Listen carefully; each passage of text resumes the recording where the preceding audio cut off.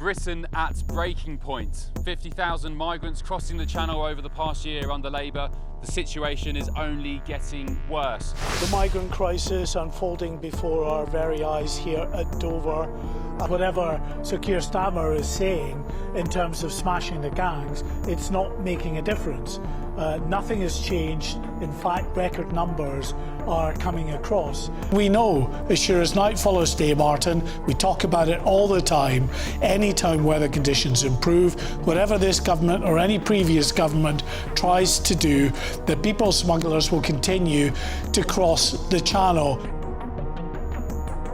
Ben Leo here for GB News. We've come down to the southernmost point of Arizona at the border with Mexico. These houses right here is Mexican territory, divided by the big border wall.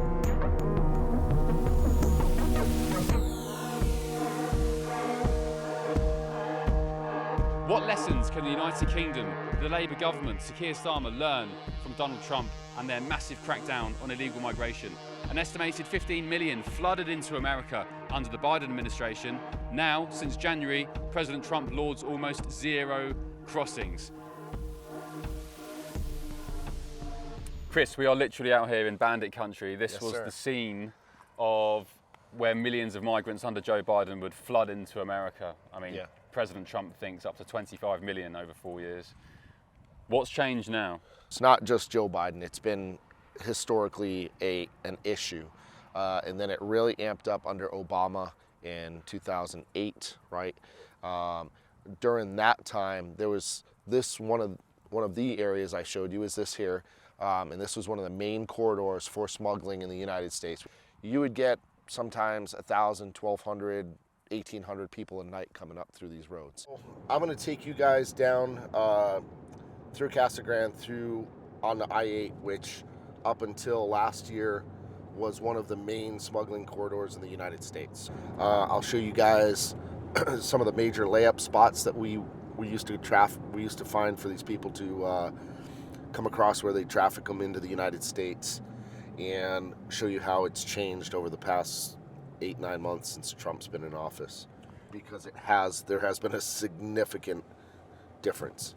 It'll never be zero, right? It'll never be zero, but when you're talking hundreds of thousands or millions a year compared to very small groups now, I would say that's zero. You'll start to see this was part of the again, like I've called it, a drop-off point. So what you would have seen, if you notice, when you guys are coming up here, you're making these foot indentations. There's none of that that's fresh here. So it means we've had no trafficking through here, which is a good thing, right? This is what we're wanting. As you come up, you can see all these water jugs. These are what we call sneaky feet. So they put these on their shoes, so it really delays the ability to track them by visual tracking. So to stop the footprints? It'll confuse it, but it doesn't stop it. These are burlap sacks. This is normally used to carry. What they'll do is they'll tie the bales of drugs on these. They'll make these themselves, and then they carry that stuff on from the border on up. Up a change of clothing. They change their clothes here, and then they get into another vehicle that's going to take them wherever they're heading into Phoenix, so that if they do get stopped, they're in fresh clothes and don't look like they're dressed in complete camouflage. A year ago, this literally would have looked like a highway of just foot traffic. So one of the main routes into America. 100%. This goes straight down to the border of Mexico. What they don't show is the side of these people like we've talked about, where they leave people out here to die of exposure. They leave little kids out here to die. They pack them in trucks. They rape women. They have the rape trees and all that stuff. It's absolutely terrible. You know what I mean? Rape trees? What are rape trees? So what you get, you guys never heard of that before? A rape tree? Yeah. So what happens is, it's something like 70% of women that are trafficked through the border are sexually assaulted. A rape tree is basically as they're coming up, they'll find a layup spot, and it's usually a smaller mesquite tree or something that isn't maybe like this height here. And once the women are sexually assaulted, bra or panties are taken off them and thrown in a tree. Goes to show what kind of people are coming into the country. Yeah, and people don't understand that, right? Unless you've been exposed to it for a career or even exposed to it like you guys are getting exposed to it now. If you came here a year and a half ago, this would literally be from here to probably over here of nothing but freshly disturbed, freshly kicked up gravel, and that would be all human footprints of just the amount of traffic coming through here. You're talking thousands a month, thousands. This is some of the areas where we've caught Syrians, Iranians, Iraqis, you name it. Matter of fact, a buddy of mine and I were standing on this hill and we had a group run from us. We were under night vision goggles and we saw a guy running towards us in the desert because he didn't realize we were sitting here because we were under night vision, and we ended up catching him. He ends up being a known gang member out of Mexico, MS-13, and had a history of murder out of Mexico. But for the majority of people coming down these routes over the years, you had to just let them go, right? So in 2008, Obama started the process to get rid of 287G, which was cross-deputization. I don't want to say deputization, but it gave us the authority under a federal cross-certification to detain people based on immigration status or possible immigration status. So at that point, we were no longer able to detain people based on immigration status alone. To me, that sounds like you're surrendering your country. 100%. Because people talk about that in the UK. They say that the small boat crisis that we have on the southern border is so incompetent. Nothing makes sense. The British Empire used to rule the world. We ruled the seas with the Royal Navy. You know, we conquered lands far and wide, and now we can't stop rubber dinghies coming over from Calais. It just seems so incompetent. Tell us about some of the interactions you've had here with the illegals you've caught over the years. Working a Douglas interdiction operation, and we interdicted a group of about 40. We had noticed there was a definite difference between the group that was here of say 18 or 20 and this other group of, I think it was 10 or 11, I think it was 11 that we caught. And they were kind of giving us the nod like, hey, we're not with these guys. So we ended up digging into it. Once we got them back to be able to fingerprint them and stuff like that, these 11 were found to be high-ranking members of Al-Qaeda. They were what they would call lieutenants in Al-Qaeda. So what, from your experience here, what do you think the chances are that we would have similar terrorist sleeper cells coming across to the UK? I would bet that you guys probably have a larger population of terrorist cells coming across because of your current stance, right? Do you feel better that you're backed more by the government in town? Under the Biden administration was probably some of the most stressful time I say we, as American law enforcement ever experienced. We now have an administration that says, hey, go out and do your job. Last week at the press conference in the United Kingdom, President Donald Trump said he told Keir Starmer, our dear Prime Minister, to send in the military to stop the invasion of our southern border. I told the Prime Minister I would stop it, and it doesn't matter if you call out the military, it doesn't matter what means you use, but it's going to destroys countries from within. Well, a similar situation was taking place here in the United States over the past 4 years under President Joe Biden's administration. President Trump, literally overnight, has got that down to almost zero. What is the difference between the United States illegal immigration problem and the United Kingdom? Well, the obvious difference is that this is a land border with a massive fence, 20-foot fence covered by barbed wire. The UK, of course, covered by water. Does that present different challenges? Some would argue it's easier for the UK, being an island surrounded by water, to tackle illegal migration. We've come down to Nogales in southern Arizona, one of the most southern points of the United States, to speak to locals and see how the crackdown on illegal migration has affected them. So you lived in Utah? Yeah, I lived in Utah for 22 years. So. What happened? Problems. Big ice. So. ICE. When did ICE remove you? Couple, 2 months. So hang on, 22 years? Yeah. You are not a citizen? It's just crazy. When did, do you know when he got removed? As a contact. Yeah, come on, It was like 2 months ago. Just 2 months? Okay, so under President Trump? Yeah. So, despite being in the country 22 years, you weren't a citizen, didn't have a right to stay? Yeah, they don't give you no Even if you try to go through the legal steps, they won't give it to you. So you can try to get a lawyer and everything, and they'll say, yeah, you can pay a bill or you can do this, but you'll never get any type of status there. So he was, what, driving in his car and someone pulled him over? See, look, cash. Working? Yeah. Yeah. Everybody works. Where did he work? No, Michelle, Excavación. Ahí, no. excavation. Excavation? Yeah. Lot of labouring, yeah. Man. For 15 years. How many? 15? 16? 15. 16. And you had a house in Utah? No, renting. You rented? Wow. My family is there.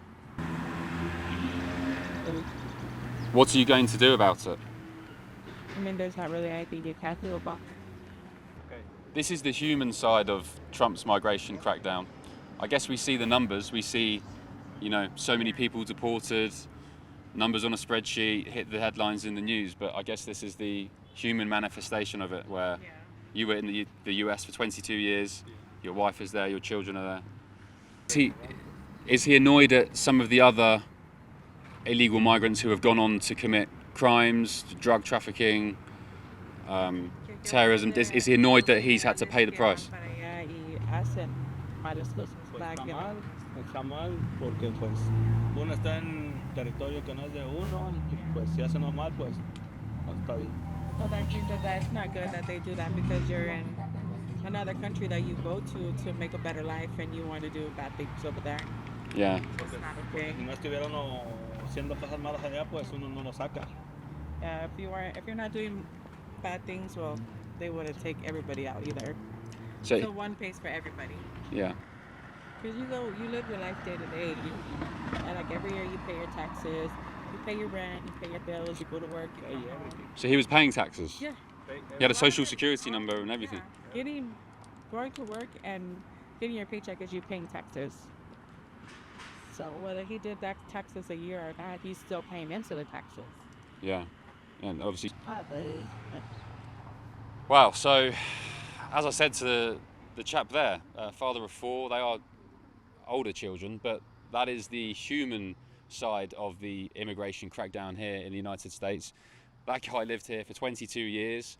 Granted, he came in illegally over the border at some point.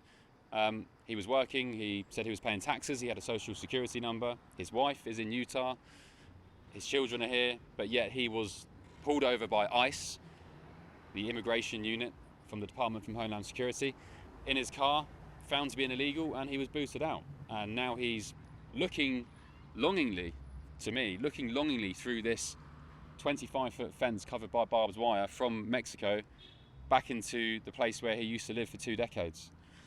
He said he had sympathy with President Trump and the administration for trying to clear out all the illegal migrants who shouldn't be there, who are committing crime, terrorism, sex acts, drugs. And as the lady said, who was translating very helpfully, I guess he was just collateral damage. So yeah, just come off the back of speaking to that guy there who was kicked out of the USA after 22 years. I mean, as I said, it is the human side of Trump's immigration crackdown. By the way, this is Mexico here, literally behind the wall. Almost looks like the Great Wall of China or something, running for thousands of miles. But yeah, I mean, I'm trying to think in my head, does he deserve to be kicked out after 22 years? Yes, granted, he came here illegally 22 years ago. He said he'd been working and paying taxes. His children were born in the United States. His wife came with him illegally. I don't know, what's the answer? Yeah, it's really sad. It's like hundreds of people have been deported already. What do you think should happen to a guy like that? So he was there for 22 years. He granted came in illegally 2 decades ago, but he was working, said he was paying taxes. His kids were born there. What do you think should have happened to him? Nothing. He should have stayed. Should have stayed. Nothing should have. It affects us, everybody. Like we don't have jobs over here. Like I was talking to him. We only made $30 since 7 in the morning.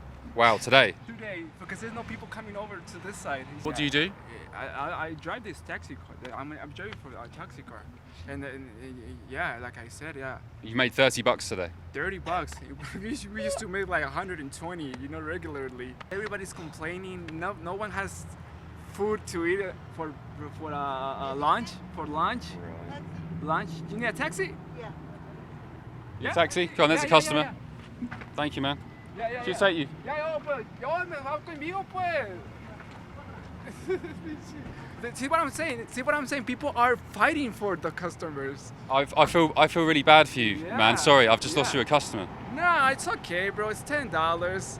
I just had some Burger King. Cause everything's so expensive. I know. Yeah. No it's kidding. So $18 taxi drivers, you're fighting over customers. They're fighting over customers, bro. They're fighting over here over customers. Do you have any sympathy with I do.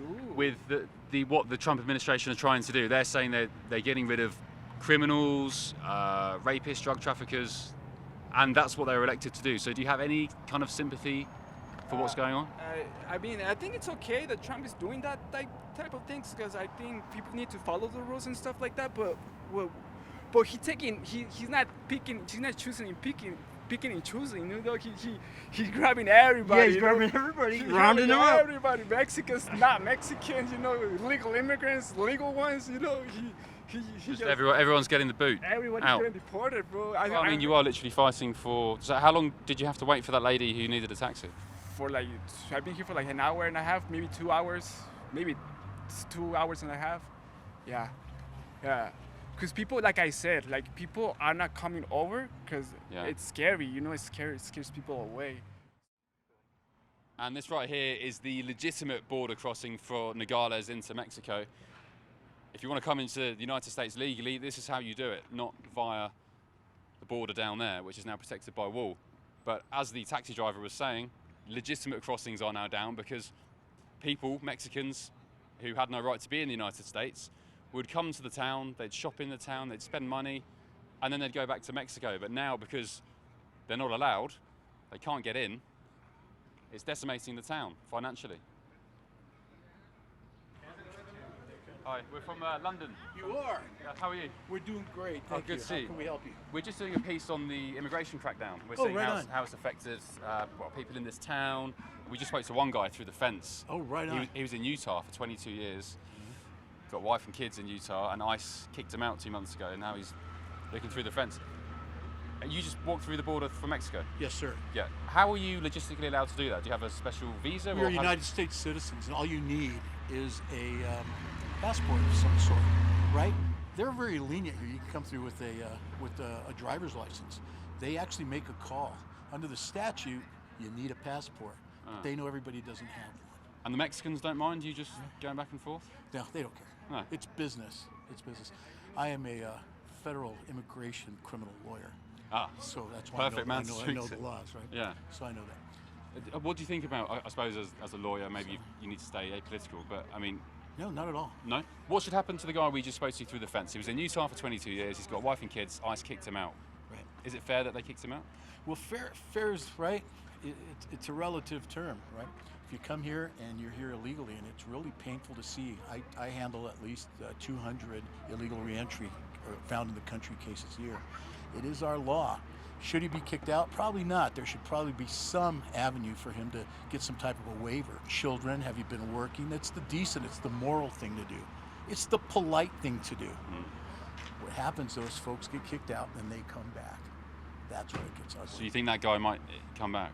But Trump says illegal migration is now down to pretty much zero. That's not true. Go to the federal district court, you get 100 new cases every day. Then these are cases. Well, I guess playing devil's advocate, if you've got 100, 200, even if it's down to say 500. No, yeah, those are prosecutions. Okay. That means you're getting. I grew up in Nogales. I live in Tucson. I would think illegal migration from Mexico, right, is probably down since the Trump administration began this second thing. A good half, if not more. Yeah. It's been effective.